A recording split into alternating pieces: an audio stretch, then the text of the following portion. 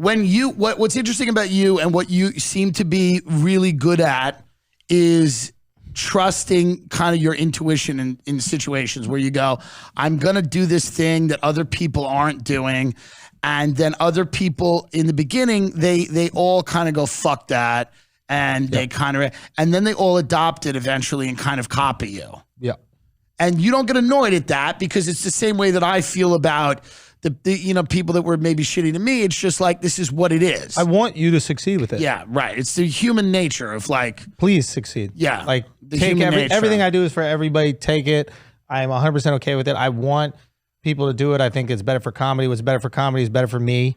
Like it is better that more people are good at comedy, and there's better that more people do authentic versions of comedy, because then it sets a standard of comedy that I think is better for the audience. I think now you're going to see people that are waking up. These institutions seem to possibly be waking up and going, you know what? We cannot just make shows for a small sliver of people. Dude, we got to broaden our appeal. If this works, and it's up to the people if it works, but if it works, there's no more notes on comedy. That's right. Yeah. Because if you have an actual fan base and community that people who actually support you, you could just do this and make more money than you would make on Netflix or Amazon or Hulu, whoever you do it with. So my issue with the streamers is they used to be able to give you eyeballs. Yeah. I did a Netflix special. I could get more eyeballs posting on Instagram and YouTube. I did it because boomers need they need a logo. Boomers organize the world with logos. They're oh, you on the Jimmy Kimmel show? You must be doing well. Right. Kids don't give a fuck. Kids came up on YouTube.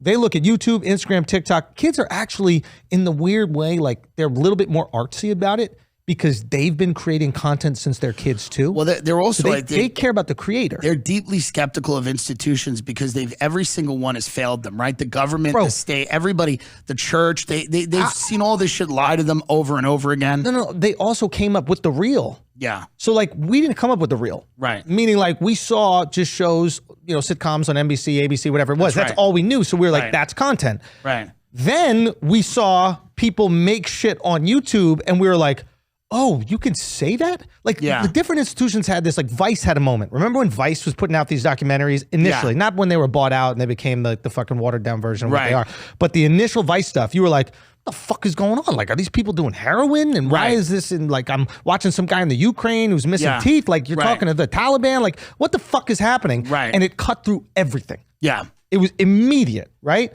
And that's kind of what YouTube did. And that's what it did for creatives on YouTube. And it's not just stand-up. It's literally everybody. Everybody. So you're a product of this. Yes. You know what I mean? So it's like, once you hear this, you can't go back to, hey, this is Bob and the Cactus in the Morning. And you can't do it. It's hard.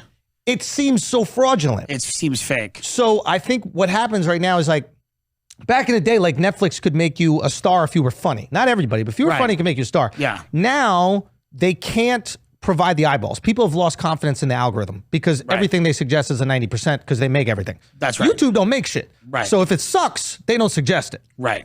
If it's good, they suggest it. Yeah. Right? So right now we don't trust the Netflix algorithm. So they can't give you the people. And if they can't pay you the money for the people not being there, you might as well do it on your own. Now, I don't know if this works. If it does fucking work and there's another option, please believe a network is not going to tell you have to cut a joke because they know you could go make money elsewhere. Right. And they're going to have to pay us more because they know what we can actually make. I'll know what I'm worth. Right. Sunday, I'll know what I'm worth as a comedian who's putting out a special. Right. Very few comics know. No. They might know what they're worth like for woke points. The vast majority don't know. Yeah, for sure. I have a lot of conversations with people that are in the business and they're unable to fully be honest openly about the way they feel, but they're also kind of like, they look at people and they go, I'd love to work with whoever, fill in the blank name, but I can't because my hands are tied. That does seem to be changing a little bit where they're now like, hey, Netflix lost 80% of their stock price, right? They've had to fire hundreds of people, maybe thousands of people.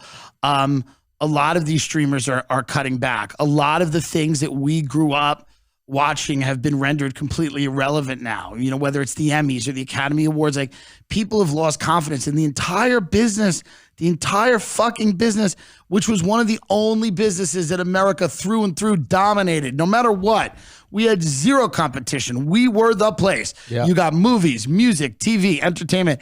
And you know, there were some other people that were doing their things in the UK and Britain, and that was great too. Yeah. And I'm sure there's other, you know, the Asian countries have their own thing.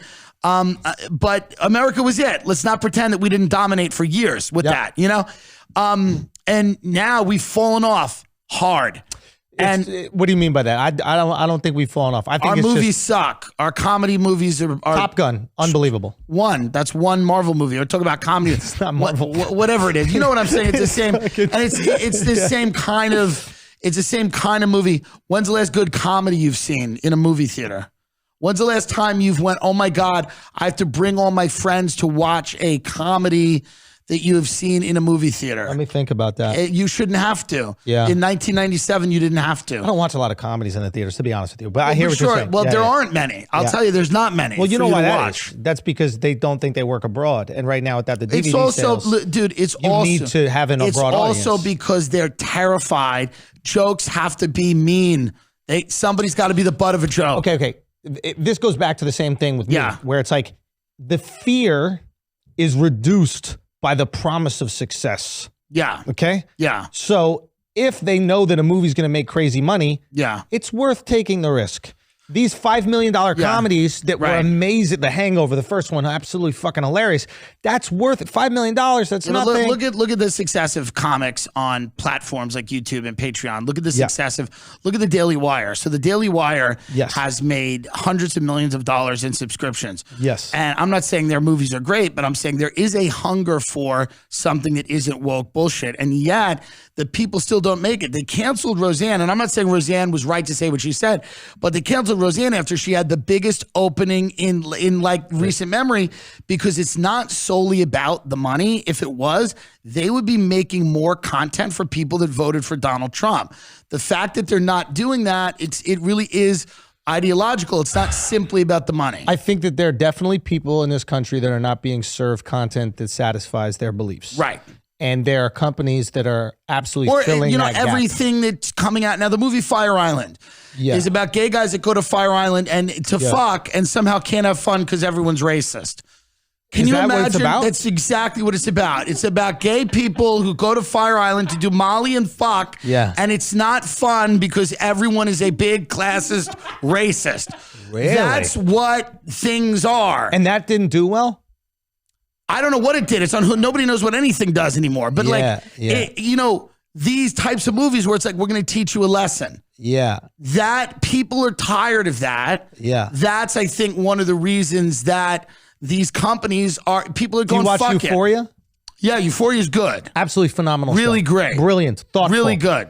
Gay as fuck. Not funny. Super gay. It's very gay. Thoughtful. Yes. Successful. Yes. The world stops. Everybody watches it. It's very good. A lot of people do. Yeah. It dominates the conversation. Yes. Actually, to be honest with you, Disney's doing well too. HBO gets streaming. Disney also gets streaming. And I think that's the thing. Like, Netflix just fundamentally don't understand. Like, they don't understand what makes a streamer successful. Right. You know what I mean? Like, it's very simple. You need laundry TV. So the shit that's just on in the background. Yeah. And then you need a scripted show that people cannot wait to see what happens next week and next season. Yeah. That's it. For sure. My wife goes to sleep every single night to fucking Harry Potter. Yeah. You need something. Some people it's The Office, but they got rid of The Office. Yeah. They got rid of, Friends. Yeah. That is your core. Yeah. You can't get rid of that. What I'm looking forward to is, like, I would like to see some more stuff out there that is not predominantly about. But why do you want this from institutions that that aren't good at it. Because they were good at it. Yeah, but you still have faith in these institutions. It's because no one could do it on their own. You cannot make Game of Thrones on your own. Daily Wire did it on their own. Yeah, but I don't want it to be a right-wing lunatic either. Like we don't want that either. We're not trying to have you don't want Ben Shapiro to make Game of Thrones? No, I don't want. You don't want him to do it? I don't want to hand. Come on, that's maybe a good point. But I don't want to hand the entertainment industry to just a political ideologue. What I'm trying to say is a right-wing establishment did it, so a left-wing can do it, a middle of the road can do it. It's possible for these things to come out. Amy Schumer was funny because she had Kurt Metzger and Jesse Klein and all these people that would fight every day in the writer's room. Yes. And they'd have arguments and they'd trash, Yes. In that show, they had some really, really good sketches because they allowed that collision of ideas to happen. They had brilliant fucking writers on it. From what I hear, but they didn't agree. It's good. And now all of the shows, But when they did agree that Kurt's sketch was right, it was funny. Right. That's really that simple. When they all agreed that what Kurt said was funny, it was funny. Yeah, there seems to be a litmus test now for people to work in this business as writers, and that to me is because they haven't failed enough. Eventually, they're going to fail. They're going to lose enough money, and then everything's going to transition. Well, that's what we hope. We hope that that's happening. It's happening. You see it right now. You see the offers that are going on, like for specials from different companies. They're not offering what they used to offer. No, it is reduced down significantly. Okay, so eventually, they're not even going to be able to offer that. Right, and they're putting all their shit on YouTube anyway. Yeah. YouTube you cannot fuck with YouTube. That's right. YouTube is inevitable. YouTube will take out TikTok. TikTok days are numbered. Interesting. YouTube Shorts is going to just you make blow these it out very the fucking big I'm never projections. wrong.